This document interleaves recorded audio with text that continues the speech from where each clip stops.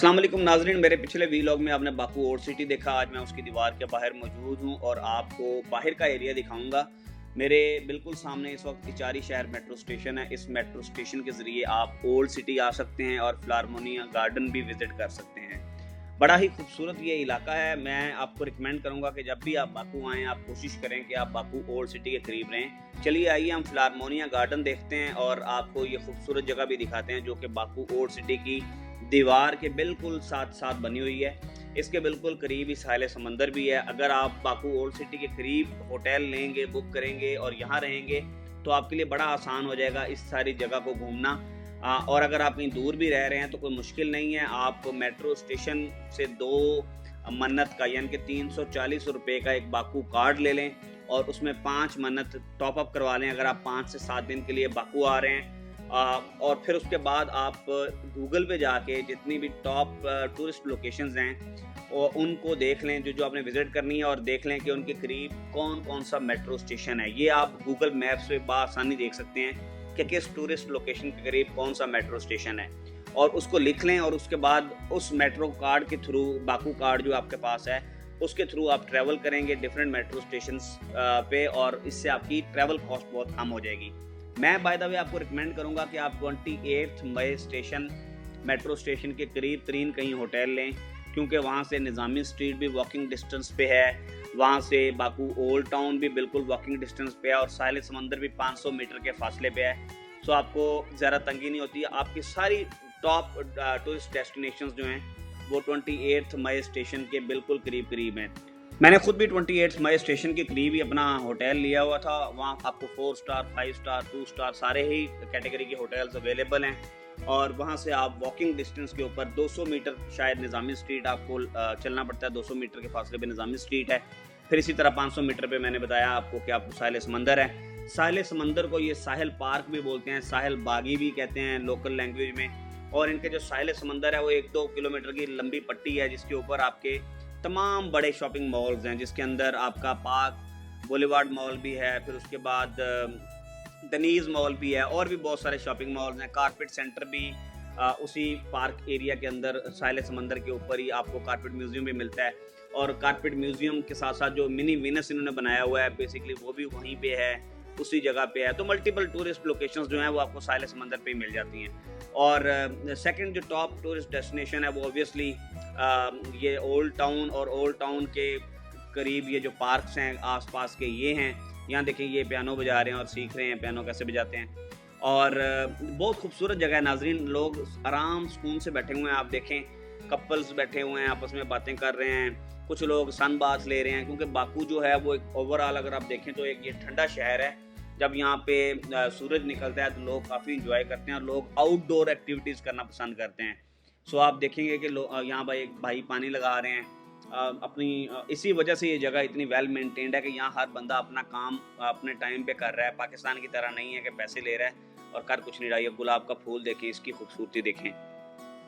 सो नाज़रीन, मैं ये कह रहा था कि अगर आप मेट्रो यूज़ करेंगे और अगर आप पहले दिन आते ही सीख जाएंगे कि मेट्रो को कैसे यूज़ करना है तो आप यकीन मानें कि आपकी एक तो आप बहुत कम टाइम में बहुत ज़्यादा जगह देख पाएंगे क्योंकि बाकू सिटी की मेट्रो को इन्होंने इस तरह से प्लान किया हुआ है कि जितनी भी टॉप टूरिस्ट डेस्टिनेशंस हैं, चाहे वो हैदर अली सेंटर है, चाहे वो हैदर अली मॉस्क है, वो सारी की सारी लोकेशंस जो हैं वो डिफरेंट मेट्रो स्टेशंस के करीब करीब वाक़ हैं। आपको 100 मीटर, 200 मीटर, 300 मीटर, हद 500 मीटर चलना पड़ता है और आप एक मेट्रो स्टेशन से निकल के किसी टॉप टूरिस्ट डेस्टिनेशन को एक्सप्लोर कर लेते हैं। सो अगर आप मेट्रो यूज़ करना सीख जाएंगे और पहले ही दिन बाकू कार्ड ले लेंगे जो कि आपको एयरपोर्ट से बाय द वे मिल जाएगा।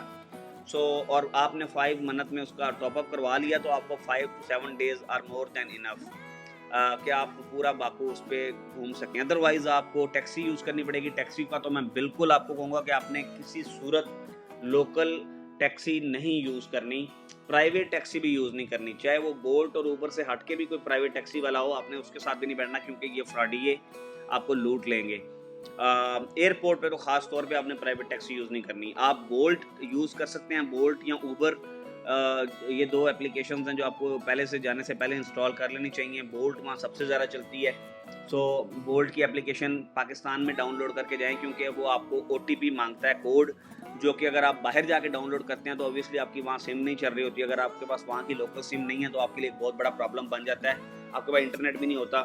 सो बेहतर यह है कि आप वहाँ जाके एक तो तकरीबन 10 से 15 मिनट की आपको सिम मिलेगी, इंटरनेट सिम ले लें, वो बहुत ज़रूरी चीज़ है। और उससे आप बुकिंग्स वगैरह कर सकेंगे बोल्ट वगैरह की, और गूगल मैप्स वगैरह यूज़ कर सकेंगे, डिफरेंट टूरिस्ट डेस्टिनेशंस एक्सप्लोर कर सकेंगे। और साथ साथ आप दूसरा इंपॉर्टेंट काम ये करें कि आप मेट्रो का कार्ड आपके पास होना चाहिए। और मेट्रो आपको सीखना है कि आपने मेट्रो यूज़ कैसे करनी है। लोग कंफ्यूज हो जाते हैं खाम में, हालांकि इतना आसान सिस्टम है। बड़े बड़े मेट्रो स्टेशन बने हुए हैं, सारे अंडरग्राउंड मेट्रो है। 28 मई स्टेशन है। फिर इसी तरह अगर आपने 28 मई के करीब अगर आप रह रहे हैं और अगर आपने इस तरफ आना है ओल्ड टाउन की तरफ, तो आप रेड लाइन पकड़ेंगे। 2 मेट्रो स्टेशन आते हैं, एक साहिल मेट्रो स्टेशन पहला है 28 मई के बाद, जो कि आपको उतार देता है, या आप साहिल समंदर की तरफ जा सकते हैं। और दूसरा मेट्रो स्टेशन जो है वो ये इचारी शहर है, जो मैंने आपको दिखाया था। ये गुलाब के फूल देखें कितना खूबसूरत लग रहे हैं, मैंने सोचा इनका भी नज़ारा करवाऊँ आपको। आपको इचारी शहर मेट्रो स्टेशन अब आप आके उतरेंगे तो आप ओल्ड टाउन में भी एंटर हो सकते हैं और आप इस गार्डन को भी व्यू कर सकते हैं। ये भी बड़ा खूबसूरत सा रूम बना हुआ है, इसका पर्पस क्या है ये मुझे नहीं पता, बट बड़ा खूबसूरत स्ट्रक्चर है इसका। और इसको बंद किया गया किसी भी तरह से, मैंने इसके चारों तरफ घूम के देखा है, ये इसमें आप एंटर नहीं हो सकते, तो डोर क्लोज्ड। और यहाँ से आप फिलारमोनिया जो बेसिकली फाउंटेन है उसका भी एक नज़ारा कर रहे हैं, डिस्टेंट व्यू कर रहे हैं, बहुत ही खूबसूरत लग रहा है यहाँ से। शाम को यहाँ बहुत रश होता है। अभी पार्क में भी आप देखें इतना ज़्यादा आपको रश नज़र नहीं आ रहा। उसकी रीज़न ये है कि मैं एक मॉर्निंग पर्सन हूँ और यहाँ पे हॉलीडे नहीं है, आज वर्किंग डे है। सो लोकल लोग तो अपने काम पे हैं और टूरिस्ट भी शायद शाम के वक्त इस जगह को ज़्यादा पसंद करते हैं। बट अगर आप नेचर लवर हैं और अगर आपको पार्क्स में जाने का शौक़ है और अगर आप मॉर्निंग पर्सन हैं तो फिर आप सुबह के टाइम इस जगह पे आएँ और इंतहाई खूबसूरत मनाज़र, आपको ये ग्रीनरी भी मिलेगी और आपको परिंदों की चहचहाहट भी मिलेगी। आप बहुत इंजॉय करेंगे। अब हम आ गए हैं बेसिकली अज़रबैजान स्टेट फिलारमोनिक हॉल। ये वो हॉल है जहाँ पे आपके सारे म्यूज़िकल कंसर्ट्स होते हैं। देखें ट्रैफिक भी यहाँ की देखने के काबिल है। सो एक नज़ारा करें आप ट्रैफिक का भी, कितना स्मूथ ट्रैफिक चल रही है, कितना नीट एंड क्लीन सिस्टम है।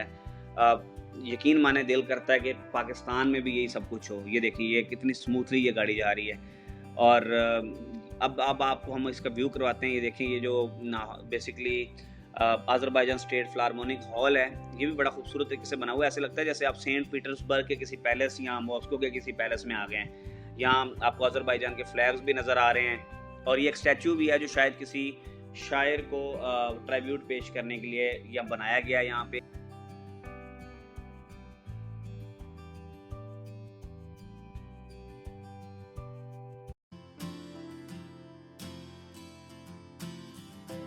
नाज़रीन, आपने दिन का व्यू तो कर लिया फिलारमोनिया गार्डन का, तो क्यों ना हम आपको शाम का भी व्यू करवाएं ताकि आपको एक कंपैरेटिव एनालिसिस आप कर सकें।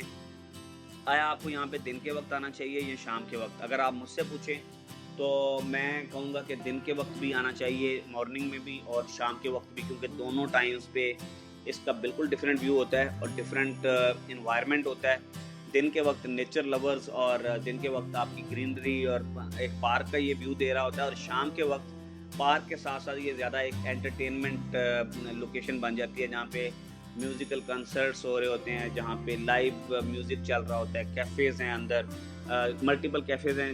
जो 3 मेन कैफ़े हैं उनके मैं नाम भी आपको बता देता हूँ। एक ला कुकू है जो कि बेसिकली उसके बाहर है, इचारी शहर मेट्रो स्टेशन के बिल्कुल बाहर लोकेटेड है।